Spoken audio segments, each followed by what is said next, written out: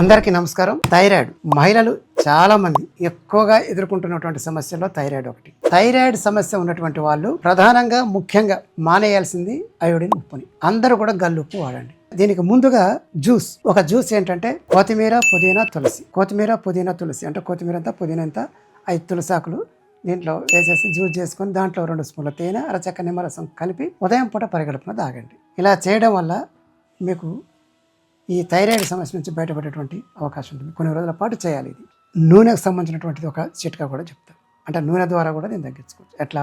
తెల్ల నువ్వుల నూనె. తెల్ల నువ్వులు మనందరికీ తెలుసు, నల్ల నువ్వులు, తెల్ల నువ్వులు.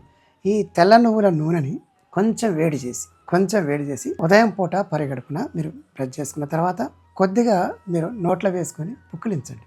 కొద్దిసేపు పుక్కిలించేసి నాకు మింగినా ఏం కాదు, ఊసేయండి. ఆ తర్వాత అదే నూనెను గోరువెచ్చగా ఉన్నప్పుడే ఈ ముక్కులో 2 చుక్కలు, ఈ ముక్కులో 2 చుక్కలు, అలాగే ఈ చెవిలో 2 చుక్కలు, ఈ చెవిలో 2 చుక్కలు వేసుకోండి. ఇలా కొన్ని రోజులు చేయడం వల్ల మీరు ఈ సమస్య నుంచి బయటపడవచ్చు.